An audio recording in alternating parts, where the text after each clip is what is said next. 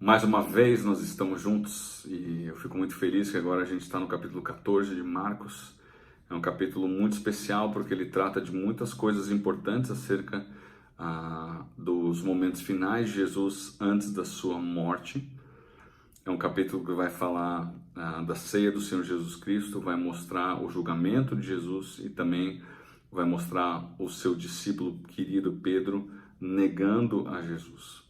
Ele é um capítulo bastante extenso, são muitos versículos, então diferente do capítulo 13 que eu li uma porção, parava para comentar. Aqui eu vou lendo o texto com você e vou comentando à medida que eu leio o texto para a gente não investir muito tempo nisso e a gente conseguir terminar nos 30 minutos que a gente tem em mente aí. Algumas partes eu vou contar para você o que vai acontecer, não vou entrar em detalhes e eu vou me focar nas partes que são mais importantes do capítulo, ok? Pause o seu vídeo, ore ao Senhor, leia o texto para você se familiarizar e depois continua junto comigo aqui, tá bom? O texto vai começar mencionando a unção de Jesus em Betânia. Tá? O texto vai falar, começa dizendo dali a 2 dias, ou seja, eles ainda estavam na quarta-feira. Dali a 2 dias era a festa da Páscoa e dos pães asmos. E o texto vai dizer, novamente, que os sacerdotes e os escribas estavam procurando uma maneira de prender Jesus e matar Jesus. Isso não é novidade, eles já tentaram isso no capítulo 3, já tentaram também no capítulo 12, e agora, mais uma vez, eles estão com essa ideia. Mas eles diziam, a gente não pode fazer isso na época da Páscoa por causa da multidão. Eles eram pessoas covardes, eles tinham medo da multidão, porque o plano para matar Jesus era um plano deles, não era um plano necessariamente que a multidão concordasse. Okay? E aí, a partir do versículo 3, a gente tem essa unção, a partir do versículo 3, a gente tem essa unção de Jesus acontecendo em Betânia. O texto vai dizer que ela acontece na casa de um homem chamado Simão, o leproso.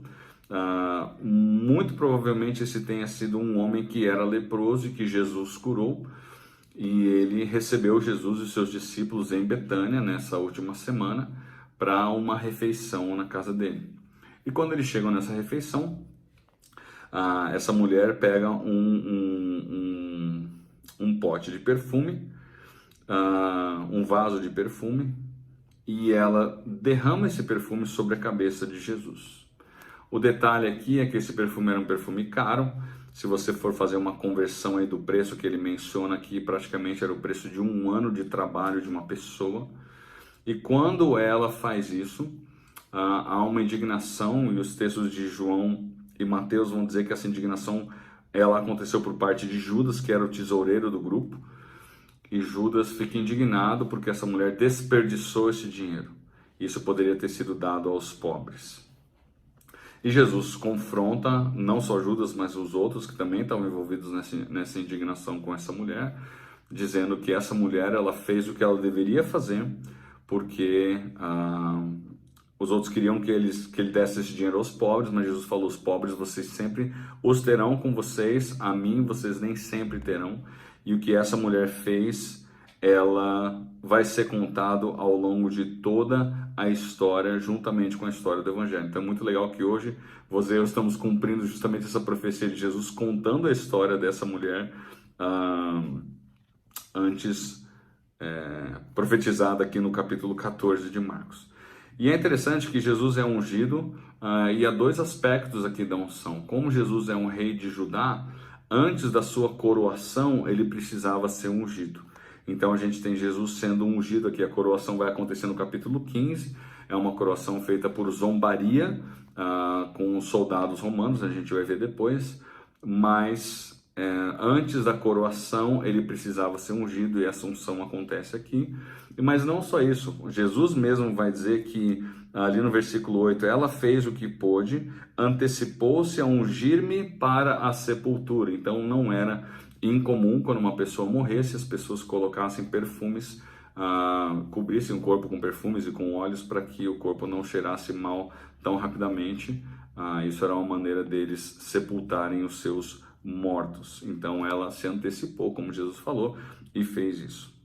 Nos versículos 10 e 11 a gente vê Judas movido pela sua avareza de sempre, ok?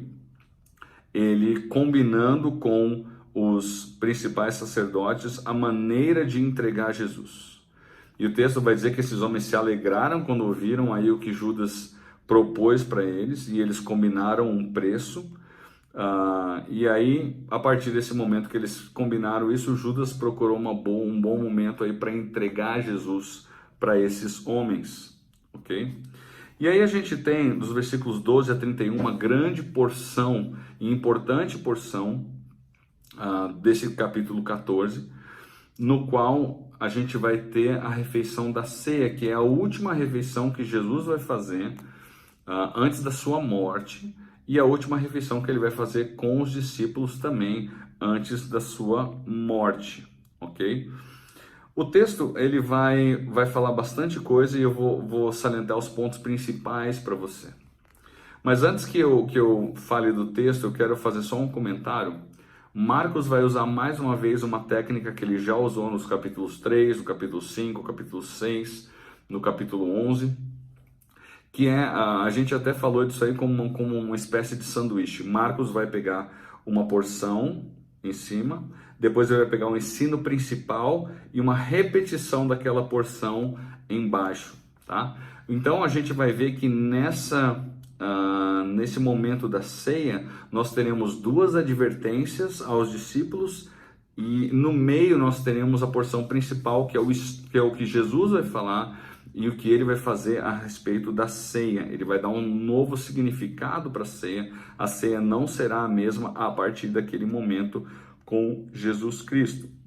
O texto vai dizer assim, que Jesus vira para esses homens e ele fala o seguinte: no primeiro dia da festa dos pães asmos, versículo 12, quando se fazia o sacrifício do cordeiro pascal, disseram-lhe seus discípulos: onde queres que vamos fazer os preparativos para comer a Páscoa? Por que eles perguntam isso? Porque a Páscoa ela tinha que ser comida por conta da lei judaica em Jerusalém. Eles não podiam comer essa refeição fora de Jerusalém, ok? Então eles tinham que fazer essa refeição em Jerusalém. Então eles não iriam para Betânia ou fora dos muros da cidade. E aí Jesus enviou 2 de seus discípulos. Lucas vai falar que são Pedro e João, os 2 que vão. E ele dá uma série de referências para que esses homens vão para um lugar específico, que provavelmente é a casa de João Marcos, que escreve esse evangelho aqui, num salão superior, numa parte superior da casa dele, que era um cômodo amplo, como fala aqui, num lugar espaçoso e mobiliado. E ali eles vão fazer os preparativos para a refeição da Páscoa. Então, eles saíram e foram obedecer o que Jesus havia dito para eles.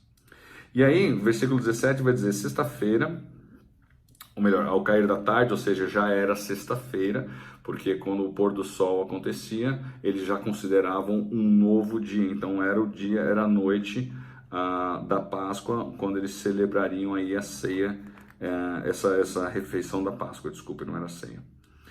Então, eles estavam à mesa e eles estavam comendo com Jesus. E aí a gente tem a primeira advertência, lembra? Advertência, o ensino principal, segunda advertência. A primeira advertência está no versículo 18, quando Jesus fala assim: em verdade vos digo que um dentre vós, o que come comigo, me trairá. Tá? Então essa primeira advertência: haverá uma traição, uma pessoa vai me trair. E é muito interessante você parar para pensar que Jesus não foi pego de surpresa com a traição. Ele sabia que isso ia acontecer. Ele avisou de antemão, inclusive, os seus próprios discípulos, de que ele sabia disso e que isso iria acontecer, ok? E aí os discípulos ficaram assim: mas não sou eu, né? Não sou eu que vou trair o Senhor, tal. E Judas saiu, o texto omite isso. Marcos não fala, mas Judas saiu no meio da refeição justamente para trair Jesus, trazer os soldados para prendê-lo. E eles começaram a se entristecer, o texto diz, né? E, cara, faz todo sentido. Meu, será que sou eu? Será que eu que vou fazer isso? Né? Eles sabiam da fraqueza deles. E aí, no versículo 21, Jesus ele vai mostrar que isso é uma profecia, que isso já estava dito nas Escrituras, né? Ele diz assim no versículo 21, pois o Filho do Homem vai, como está escrito a seu respeito, mas ai daquele por intermédio de quem o Filho do Homem está sendo traído. Então o Salmo 22 e Isaías 53 são 2 textos que vão falar sobre isso mais especificamente. Tá? A gente vai mencionar esses textos mais especificamente em Marcos capítulo 15, porque há muito cumprimento de profecia, tanto do Salmo 22 quanto de Isaías 53, no capítulo 15 de Marcos. Mas aqui Jesus já menciona essa questão, ok? Então, depois disso, o versículo vai dizer assim, versículo 22, enquanto comiam, tomou Jesus um pão e abençoando, muito interessante, muito semelhante ao que ele fez ali nas duas multiplicações dos pães que a gente viu. Ele sempre, antes de partir o pão, ele abençoava aquilo. Partiu e lhes deu dizendo, tomai, isto é o meu corpo. Tomai, desculpa, isso é o meu corpo. Que seria partido mais tarde, a gente vai ver isso no capítulo 15 de Marcos. A seguir ele tomou um cálice e, tendo dado graças, o deu a seus discípulos e todos beberam deles. Eles tinham que tomar 4 cálices na ceia, fazia parte aí da lei que eles tinham que cumprir, e esse seria o terceiro cálice especificamente. Mas é interessante que na ceia, e com essas palavras de Jesus, é muito provável que a imagem de Êxodo capítulo 12 voltasse à mente dos seus discípulos, que era justamente a orientação a respeito da ceia. Então, depois daquele animal para o sacrifício ele ser examinado, como Jesus foi examinado, o corpo dele era partido e o sangue dele era derramado, e por conta desse sangue derramado, no caso ali dos hebreus, o sangue que foi colocado nos umbrais da porta, permitir então que eles vivessem. Aqui o sangue de Jesus que vai ser derramado é justamente aquele que vai dar vida a eles, ok? Então essa relação do Cordeiro Pascal com a pessoa de Jesus Cristo, tanto no corpo, o pão, quanto no vinho, o sangue, ok? Então a gente pode dizer claramente que dali para frente a ceia vai ter um novo significado, essa refeição vai ter um novo significado que Jesus introduz aqui e que é a parte mais importante aí desse sanduíche que Marcos faz mais uma vez. E no versículo 25, Jesus diz assim, em verdade vos digo que jamais beberei do fruto da videira até o dia em que hei de beber de novo. Então é muito interessante que Jesus traz novamente, assim como ele fez no capítulo 13, falando que ele voltaria, né? O Filho do Homem vai voltar entre as nuvens com poder e glória, nós vimos isso. Aqui ele vai mais uma vez mencionar, eu vou ter essa refeição com vocês novamente, né? Jesus sempre trazendo palavras de esperança para esses homens que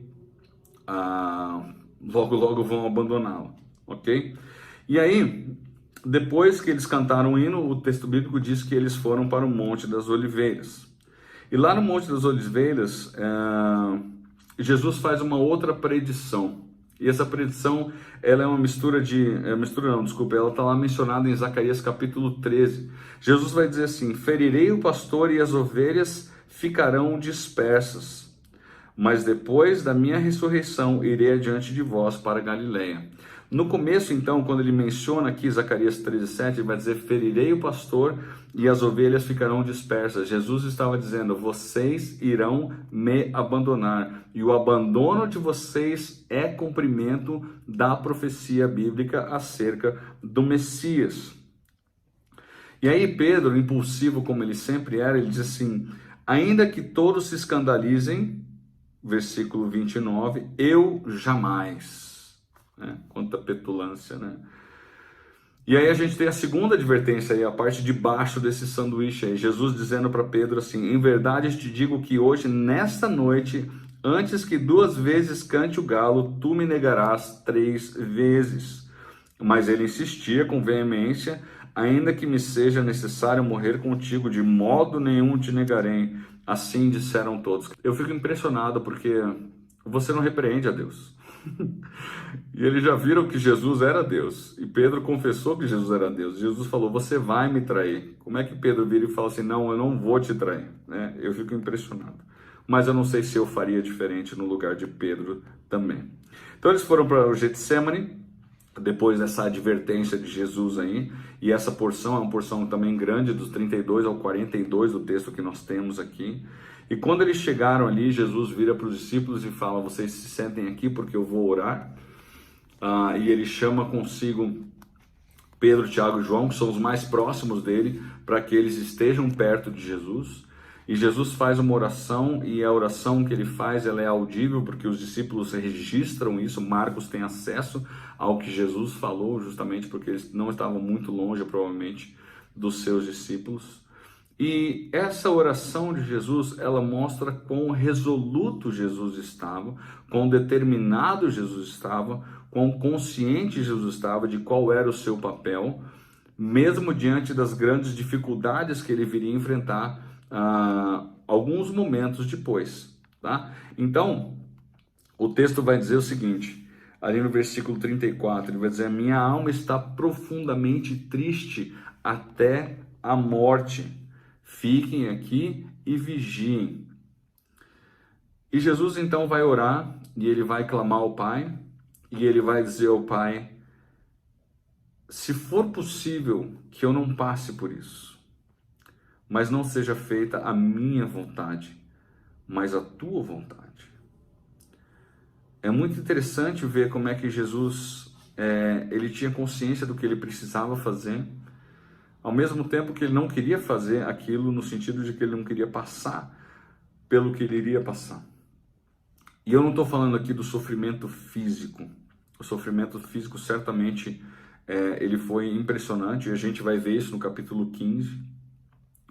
Mas muito mais do que o sofrimento físico, a pior parte do que Jesus estava prestes a passar diz respeito ao fato de que ele receberia a ira de Deus sobre ele, relacionada ao mundo inteiro, ao pecado de todos nós.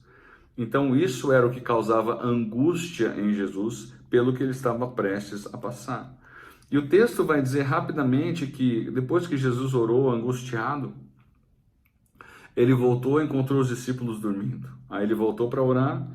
Quando ele terminou de orar, ele voltou, os discípulos estavam dormindo de novo. Aí ele foi uma terceira vez orar, e quando ele voltou a terceira vez, os discípulos estavam dormindo pela terceira vez, diz aí o versículo 41 da sua Bíblia.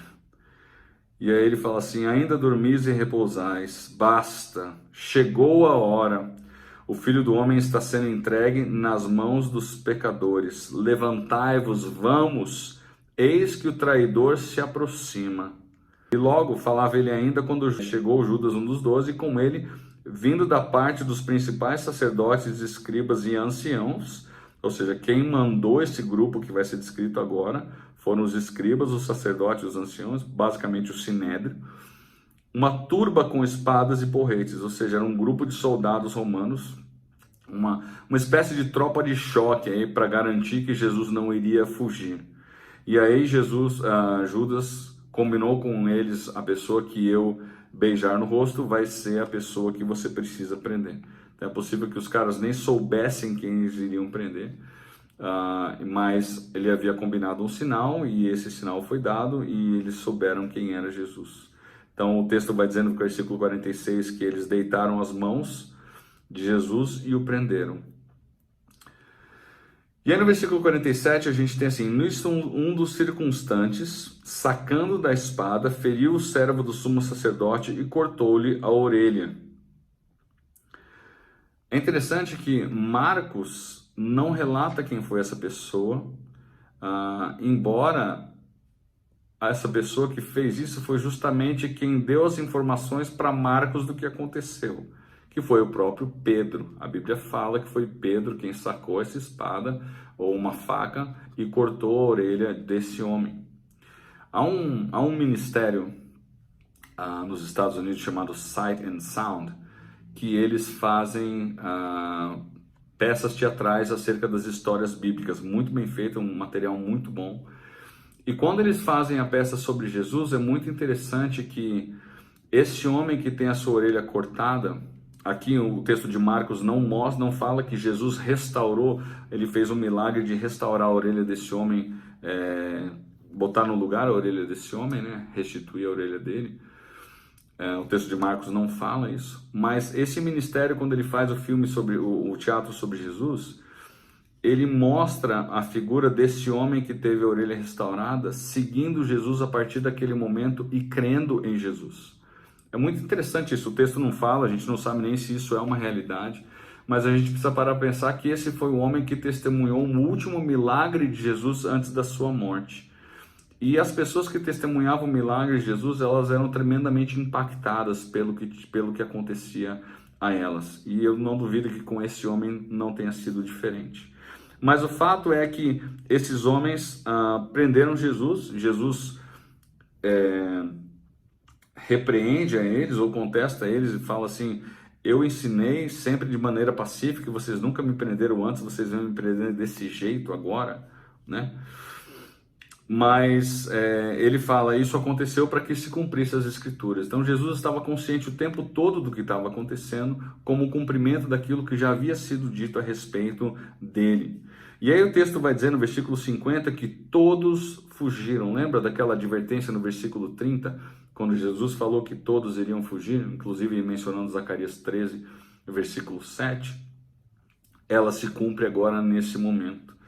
E aí nos versículos 51 e 52, há uma teoria envolvida nesse versículo aí, de que a pessoa relacionada a esse versículo seria o próprio escritor do Evangelho de Marcos, que seria João Marcos, que teria muito provavelmente sido acordado por alguém dizendo que Jesus estaria para ser preso, e aí ele foi correndo para ver como ele estava dormindo. Muito provavelmente a única coisa que ele tinha era um lençol para se cobrir. E aí ele viu Jesus sendo preso, tentaram prendê-lo, mas ele largou o lençol, saiu correndo, e o texto vai falar que ele fugiu desnudo, né? E aí levaram Jesus ao sumo sacerdote. É interessante a gente olhar que agora o que vai acontecer, e é o que eu vou focar aqui a minha atenção no final, Jesus vai ser julgado. E esse julgamento pelo qual Jesus vai passar, ele é um julgamento totalmente irregular, tá?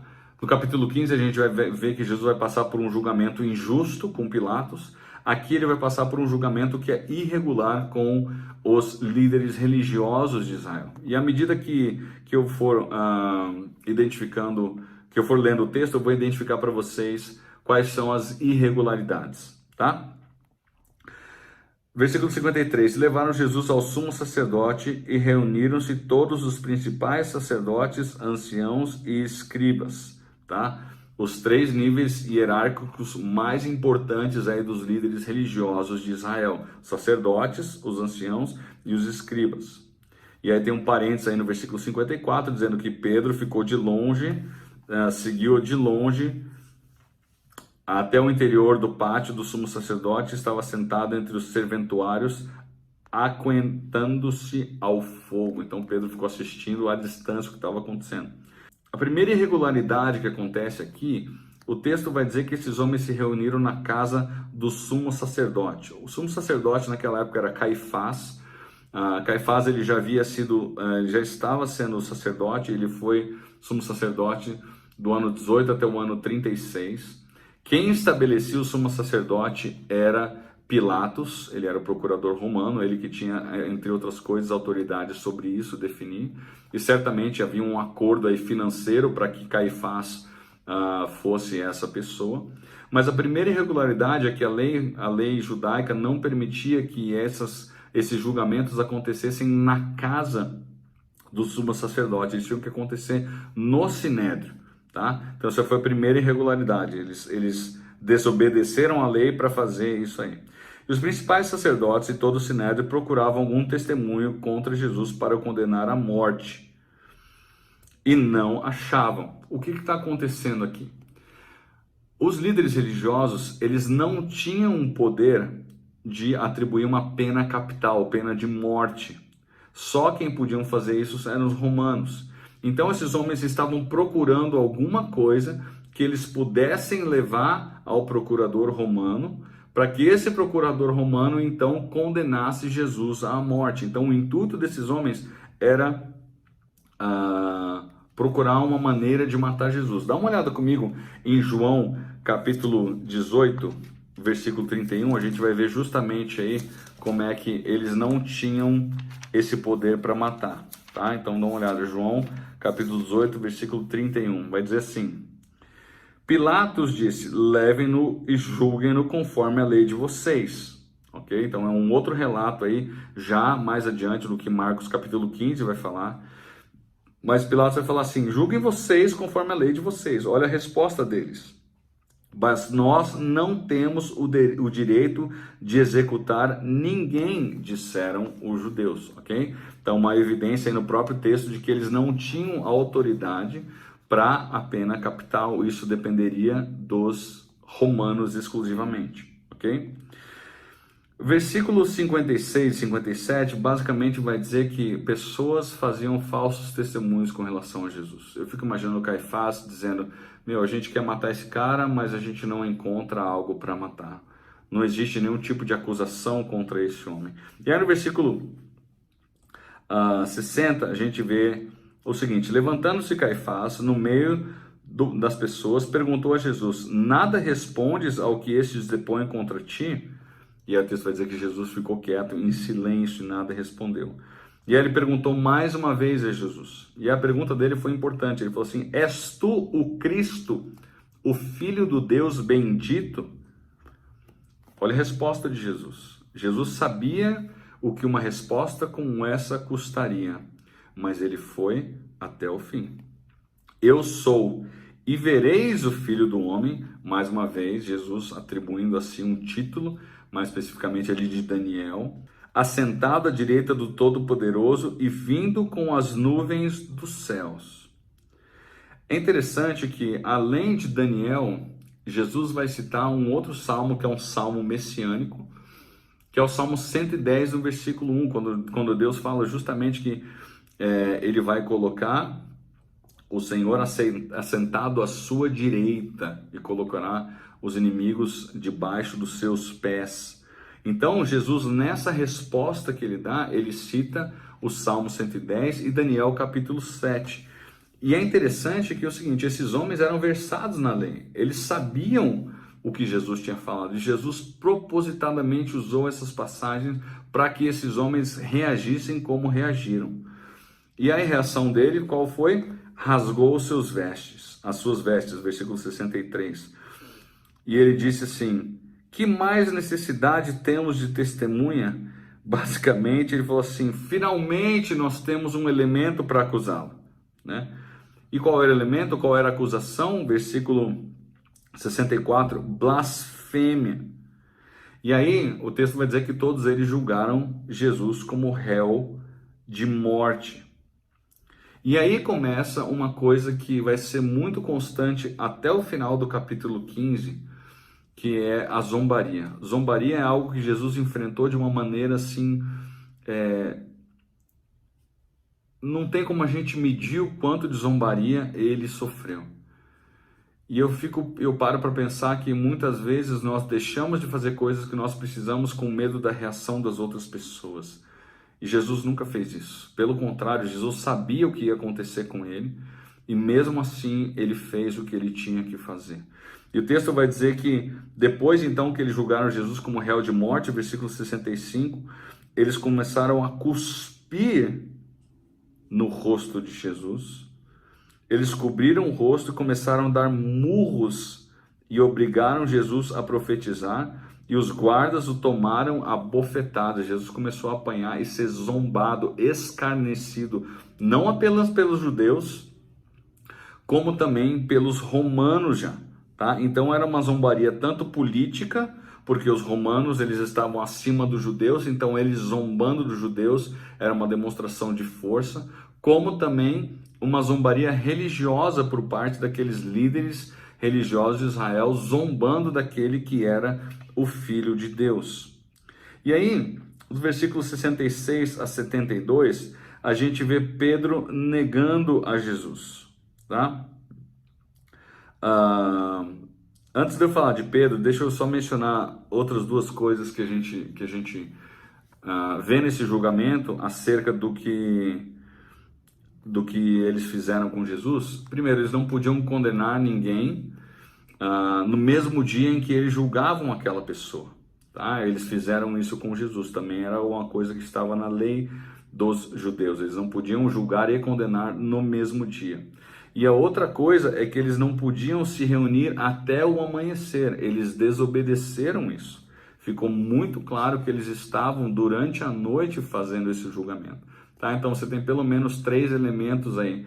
Eles não podiam estar na casa do sumo sacerdote, não poderiam julgar de noite e não poderiam julgar e condenar a mesma pessoa no mesmo dia, num único dia. Isso deveria ser em dias subsequentes aí. Então, Jesus vai passar por esse julgamento totalmente irregular e o resultado desse julgamento é a condenação de Jesus de acordo com os judeus. A condenação de Jesus dos romanos a gente vai ver no próximo capítulo, que vai vir justamente depois desse momento em que Pedro ele vai negar a Jesus. Pedro então estava ali assistindo, e aí Pedro, uma criada do sumo sacerdote reconhece a Pedro e fala: você esteve com Jesus? E ele disse: não conheço esse homem. Depois dessa mesma criada, Pedro vai para um outro lugar, essa criada reconhece ele de novo e fala, e ele nega de novo. E é uma terceira vez, questionam ele se ele era seguidor de Jesus, e aí Pedro começa a praguejar, ele começa a ser amaldiçoado, tipo, imagina, cara, quem segue esse cara aí, esse cara é louco, sabe? Quem segue esse cara não sabe o que está fazendo da vida, esse tipo de coisa. Eu não conheço esse homem. E ele termina dizendo que ele não conhece esse homem. E aí quando ele faz isso, o galo canta, e Pedro lembra das palavras de Jesus. E Pedro chora amargamente. O texto de Lucas é muito interessante, a gente não vai abrir, mas o texto de Lucas diz que Jesus olha para Pedro, depois que Pedro nega Jesus a terceira vez. Eu não sei dizer se foi um olhar de compaixão, eu imagino que tenha sido, ou se foi um olhar de reprovação. Pelo amor que Jesus tinha por Pedro, eu acho que foi um olhar de compaixão. E é o olhar que Jesus tem para você e para mim quando nós pecamos, porque Ele sabe que nós somos fracos, Ele sabe que nós erramos. Mas o perdão é que nos aguarda se nós confessarmos esse pecado ao Senhor. E é muito legal você ver a restauração de Pedro e o que Pedro fez depois disso. Mas por enquanto vamos manter aqui com Pedro longe de Jesus, isso vai ser importante mais na frente no capítulo 15. Mas assim a gente termina esse primeiro momento aí de julgamento de Jesus, e no próximo capítulo a gente vai ver Jesus então sendo julgado por Pilatos, a sua condenação e a sua crucificação. Ok? Então nós tivemos aqui o rei sendo ungido, nós tivemos o rei dando um banquete, estabelecendo aí os novos elementos ou uma nova dinâmica para essa ceia da Páscoa, e depois nós temos o rei sendo rejeitado pelos seus próprios discípulos, ok? Capítulo 15, então, nos aguarda e a gente vai ter um momento muito especial vendo o que Jesus fez por nós ali na cruz. Deus te abençoe e te guarde e até a próxima.